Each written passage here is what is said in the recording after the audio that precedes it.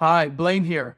Install the Pocketfm app by clicking on the link in the description and unlock all seasons of our story Rekindled Heartache.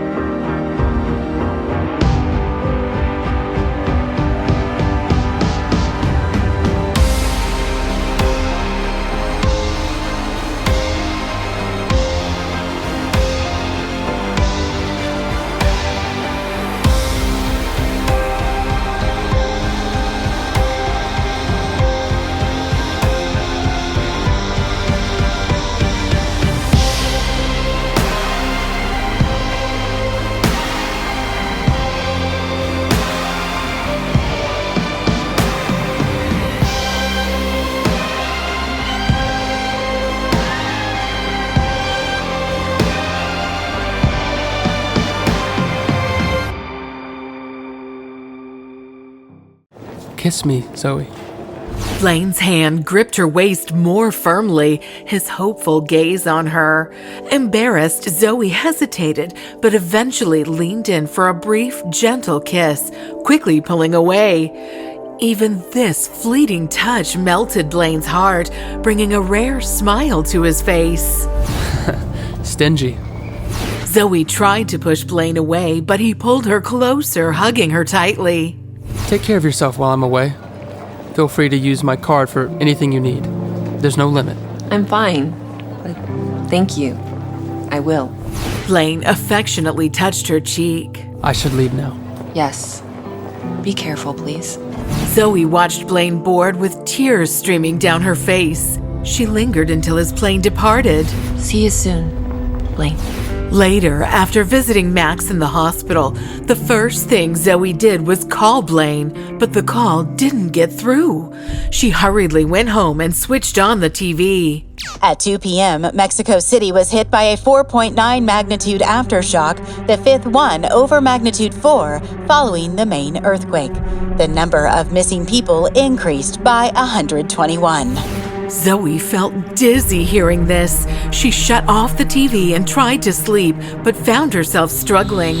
Overwhelmed, she sat up in bed, rubbing her head in frustration when her phone rang. Hello? Hello? Before Zoey could hear the response, the call got disconnected. She saw the call was from a Mexico City number and dialed back anxiously. The number you dialed is temporarily out of service. Please try again later. Zoey let out a frustrated sigh and kept redialing anxiously as the number rang with no response.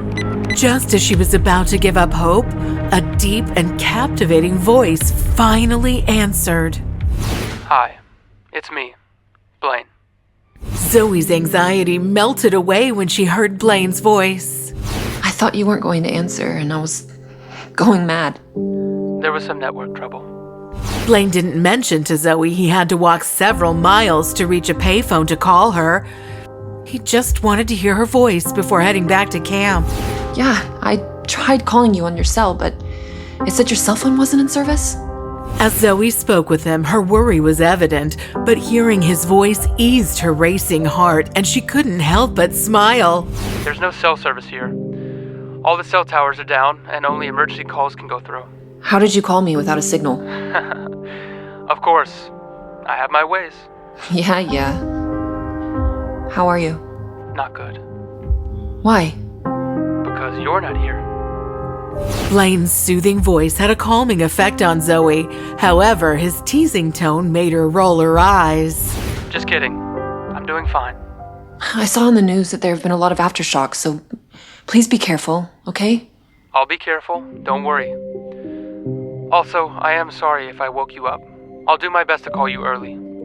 But with all the surgeries, it might be past midnight. Don't wait until it's too late. Zoey smiled at Blaine's concern, which warmed her heart. Don't worry. I'll understand if you don't call. Just stay safe. It's late. Go to sleep. You should go back and rest as well. Okay. Let's hang up. You hang up first. Ladies first. It wouldn't be chivalrous of me, as a man of noble character, to hang up first. Fine.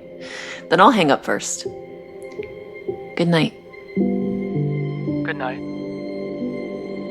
Zoey smiled, ending the call. It felt like she had gone back to their dating era when they used to ask each other to hang up first during their nightly calls. She really hung up. Chuckling at himself, he left the phone booth, looked around the deserted street, and headed back to the field hospital. When he returned to their tent, he accidentally woke up Jose, his bunkmate. Blaine, where did you go? It's so late. Blaine checked his phone and saw it was nearly 2 a.m. He removed his gloves and coat while Jose raised an eyebrow, curious about his late return. I had to make a call. A call? Traffic's still a mess. Where did you even go to make that call? And how did you manage it? Just outside this district. I walked there. It was only a couple of miles. A couple of miles in the dark with all this rubble? And after being in surgery for hours? Did you go out to call Zoey? I heard you asking locals about phone service today. It's none of your business. You go back to sleep. Oh, now I'm sure of it. Admit it. You've fallen hard for that woman. Blaine ignored him and went to sleep. Since then, Zoey and Blaine talked every night, sharing positive updates briefly. This routine ended abruptly one day when Blaine didn't call. Why hasn't Blaine called yet? He usually does by now. Hope he's okay. Zoey waited the whole night anxiously for Blaine's call, but he didn't call. The next night, her worry spiked even more. She was at the hospital when someone switched on the news and the report froze her. The situation in Mexico City worsened with an 8.1 earthquake, causing ongoing distress. A 5.1 aftershock last night at 1 a.m. added 43 missing people and 4 deaths to the growing list of casualties. Oh my God. Blaine. Learning about the aftershock exactly at the time when Blaine would usually call made Zoey tremble with fear. She sat next to her sleeping son, hoping for Blaine's call, holding her phone tightly and crying. Sweetheart, let's pray together that Daddy returns home safely. Tears filled Zoey's eyes as she held Max, wondering if she was destined to lose the people she loved. Another night passed without Blaine's call. The first 2 nights turned into 5, and Blaine still hadn't contacted Zoey. Anxious for information, she went to St. Mary's to inquire. My apologies, Miss Fuller. Our communication from Mexico City was unreliable. There's no accurate information about the situation there in Phoenix. What? But we're truly sorry. 6 days with no word from Blaine. Overwhelmed, she tearfully called Blaine's cell phone multiple times. The number you dialed is temporarily out of service. Please try again later. Zoey kept calling only to hear the same mechanical voice again and again. Not knowing what to do, she aimlessly visited the supermarket after work. Suddenly, her cell phone rang. Zoey dropped the groceries, seeing the caller ID was from Mexico City. Blaine! Zoey, it's me, Jose. Zoey felt uneasy as Jose's tone sounded heavy. Trying to remain calm, her voice trembled and her grip on her phone tightened. Jose, why did you call me? Blaine, where is he? Zoey, I don't know how to say this. His words were like painful slashes to Zoey's chest. She tried not to cry, but tears streamed down her face. Please, just tell me the truth. Where is he? Zoey, I'm at the same phone booth from where Dr. Dexter calls you every day. He'd walk 2 hours every day after his last operation, even skipping meals to talk to you. Zoey listened intently, her heart beating fast. 6 days ago, right after he called you, there was a 5.1 aftershock. Since then, we haven't seen Dr. Dexter. As Jose said this, Zoey dropped to her knees and sobbed, paying no attention to the onlookers. She hadn't realized the sacrifices Blaine made for their nightly calls, walking through dangerous streets for hours. And now he was missing. Blaine. Jose could hear Zoey crying uncontrollably on the other end of the phone and didn't know what to say. Blaine, I'm so sorry. I'm so sorry. It's all my fault. Zoey, please don't blame yourself or feel guilty. I'm sharing this to honor Dr. Dexter's dedication. We're doing everything we can to find Dr. Dexter. He hasn't been found yet, which means he's still alive. Keep hope, Zoey. Please. Zoey, haunted by Jose's words, walked for hours every day hoping to feel closer to Blaine, who had called her after walking such a long distance daily.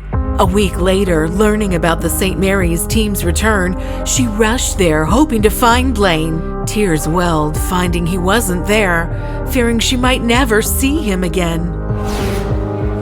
Please, God. Please don't do this. Her eyes kept looking everywhere but couldn't spot Blaine. She felt dizzy. Her body was shaking. Right then, she received a text. She read the text and kept staring at her phone screen. Was this text from Blaine? Is he safe, far from the dangers of Mexico City? Would Zoey and Blaine ever reunite, or would fate cruelly keep them apart forever? Hi, Blaine here. Hope you are loving Rekindled Heartache. Keep following us as we release new episodes of Rekindled Heartache Season 1 on YouTube. If you wish to jump the queue and unlock all seasons of the audio series, you can install the Pocketfm app by clicking on the link in the description. To watch the next episode of Season 1, tap here.